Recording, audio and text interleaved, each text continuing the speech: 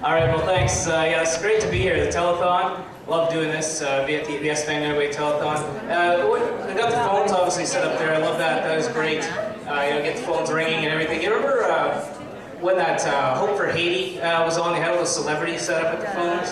I thought that was really good. You get all the celebrities out there. You call in, talk to a celebrity. Though they didn't really have anybody creative. I wanted them to get like some voices. If you're gonna call into a telethon, you want to hear a good voice. Like I thought they should get like Christopher Walken. Get Christopher Walken up there. What? $500? Wow. Are you sure? No. Get at least get a little creative. Arnold Schwarzenegger. Get a Arnold in there. Hello, United Way. What do you? $20? What do you mean you only donated $20? Donate more. Something. Get creative. You make people phone in.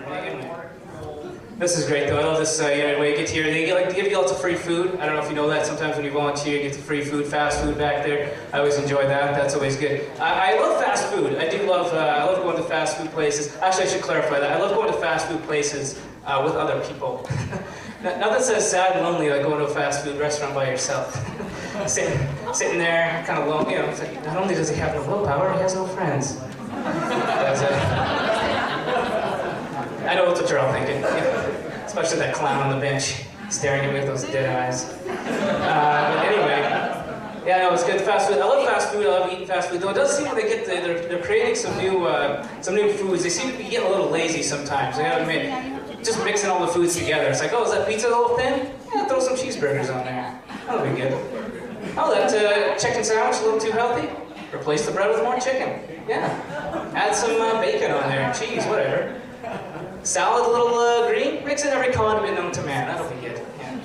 Yeah. That'll be delicious though. I do. I see now the United Way's got set up with their tweeting. You can do the Twitter thing now. That's just great. I started texting recently. I never really thought I'd be big into the texting though. I decided to get into that. It just seems like such a step backwards to me, doesn't it though? Like we did letters. We sent letters. Then we did telegrams, radios. Now we're back to letters. Whatever. I started texting. Does anybody have that friend that texts you in the middle of the night? Nothing. They don't say anything. It's like, hey. So you wake up, you text them back, hey, what's up? Then nothing for the rest of the night. See them the next day. Dude, why'd you text me in the middle of the night? Why didn't you text me back? I was sleeping. I think though, texting really though, it's just another way to avoid human contact. And can you really blame people though? I mean, really, there's some weird people out there. I had one of the weirdest experiences of my life in a grocery store. It was the chip aisle of a grocery store, actually. Yeah, I was in there. I went up and I thought, you know what? I'm going to try Old Dutch chips tonight. I'm going to give them a shot. They haven't had a chance at starting position on football night there, so I'm going to go with those. As I'm reaching for the chips, the woman beside me, never met her. She just happens to be standing beside me. I'm reaching for the chips. She's like, I can't believe you're grabbing those kind. I gotta go buy those kind. Those aren't Canadian, And she wheels away. Just wheeled back to the Governor General's office, I guess. I don't know. I'm still in mid-grab. I'm looking around. What happened? I couldn't believe it. It wasn't even the verbal tongue lashing there. I kind of admired her, actually. I find it hard talking to relatives on the phone. Never mind. People, but anyway. There's some weird. I gotta say, the best place though to find weird, strange behavior has got to be rider games. You go to a rider game, you're always going to meet somebody, you're going to see something. I don't think I've come away from a game without some kind of a story. Different experience. One of my favorite ones, this is probably my favorite story of a rider game. I'm at a game, and a girl comes, she walks up, she's kind of cute, whatever. She walks up the stairs, sits right next to me. She's had a few, one too many, we'll put it that way. And so we're watching the game. This is a true story, by the way. This absolutely happened. And all of a sudden she leans over, a couple minutes into the game. Hey, want to cuddle with me? I said, and normally, don't get me wrong, I'm like, hey, that'd be all for this. But at this particular time, it was the 6'8", 300-pound boyfriend sitting next to her. I was like, yeah, you know what? I'm good. I think I'll be okay. Come home from the rider game, black guy. Oh, is there a riot? No, just that gorilla's girlfriend wanted to cuddle with me. Oh, yeah.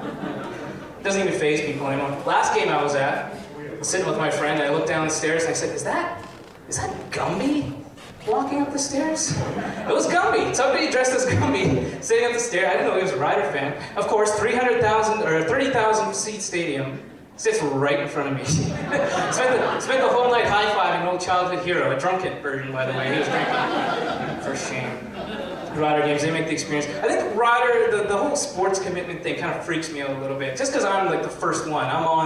I'm like at the front of the parade, painted head to toe in green, white, whatever. Got the socks that nobody can even see. Why do we buy the socks? They market everything with the riders, which is great. I mean, you can buy anything. I think they're probably running out of ideas now. They're just sitting in that marketing meeting. Well, I don't know. They bought the cereal. Good one. Good call on that one, Andy. We sold them the lawn tractors. I don't know how they got. What else could we get them to spend their money on? How about money? Yeah. You buy the rider loonies. And they're buying, and it's not. I was like, what do you think? $1 for $1? No, $1 for $25. Yeah. Buy $25 rider loonies. You go, oh man. Spending our money on money. This is good. The rider fans, they're going to be the most committed people in sports. Definitely in sports by far. I don't think there's anything really in the world that can even match the commitment of a rider fan. Well, actually, there's probably one thing. There's vampire fans. And I don't get that. The vampires, it's huge now. With the Twilight, True Blood, I think there's a diary show on TV now? The vampire, I thought, when did vampires become romantic? I thought they were vicious creatures of the night and was sucking on people's necks and turning into vampires or bats and wolves and I don't know. Is this what women want? A cold, unresponsive guy who just wants to suck on your neck and disappear by daylight? Because I gotta tell you, I'm pretty close. Unless I can wear my cape again, so that'd be good. All right, thanks everybody. That's all.